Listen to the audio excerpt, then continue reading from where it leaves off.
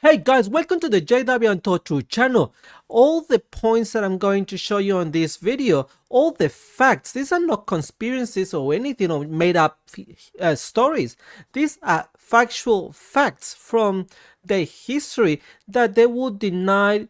Once I was out of the hands of the Watchtower organization, I came to know all these facts from the history of this disgusting organization.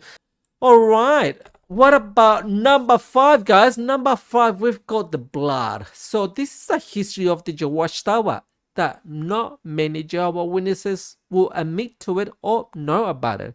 So the Jehovah Witness or the Watchtower have changed their mind about blood. Let's have a look how many times they've changed the blood. So until 1945, they were allowed to have whole blood. They were allowed to have major fractions and they were allowed to have minor fractions. So God Jehovah was fine with all this. But prior 1982, God changed his mind. So now God was not happy with Jehovah Witnesses having blood and having major fractions or having minor fractions. But prior to 2000, Jehovah God changed the truth or changed his mind.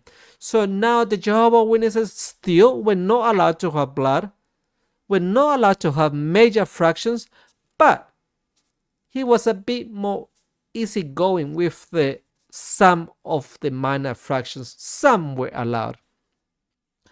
Post 2000 though, Jehovah God again changed his mind or changed the truth or brought a new light.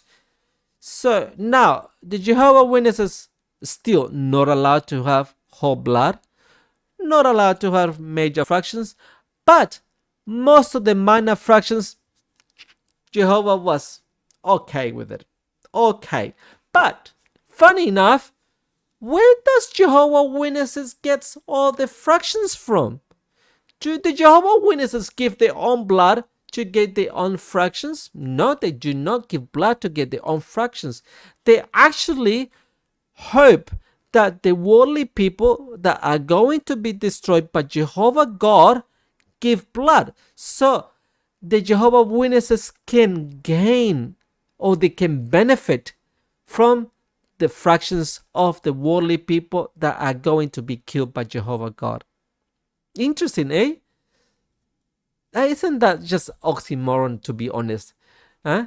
Accepting minor fractions from worldly people that are going to be killed by Jehovah God. I mean, unbelievable. This is just Jehovah Witnesses are ace. Honestly, they are just unbelievable people. But let's keep going. This is just unbelievable. And that's not all. Because some of the Jehovah Witnesses will say, but hey, Jay, not many people have died from not accepting blood. Do you have the statistics? Do you have any proof of that? How about an Awake magazine showing little kids dying from not having blood? Well, the Watchtower published the Awake 1994, May the 22nd. They put a cover with all the little kids of the Jehovah Witnesses that have died so far back in 1994. And as you can see in this cover, each one of those young kids have died from refusing blood. And here is the proof. All these young people are dead now by following the governing body, the Watchtower rules of abstaining blood. So in the future, when Jehovah God changes his mind and he's okay with blood transfusions, what happened to all these young kids that have died in vain because of a misinterpretation of a scripture?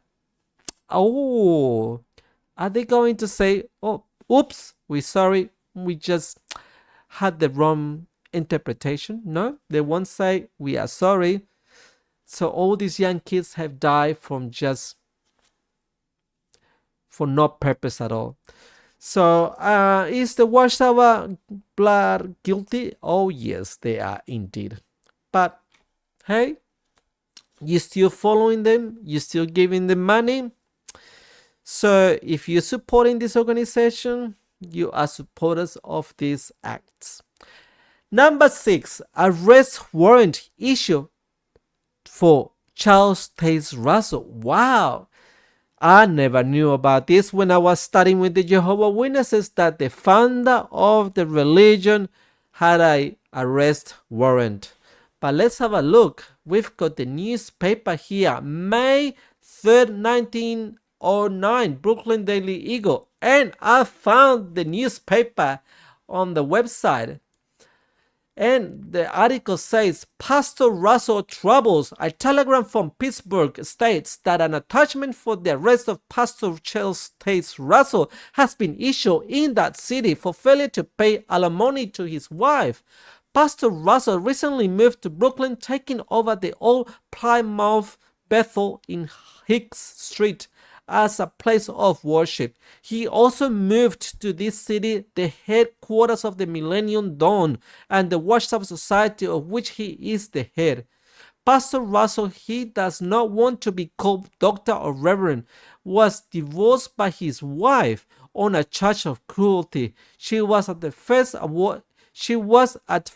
awarded $40 a month of alimony, but this was later raised to $100. The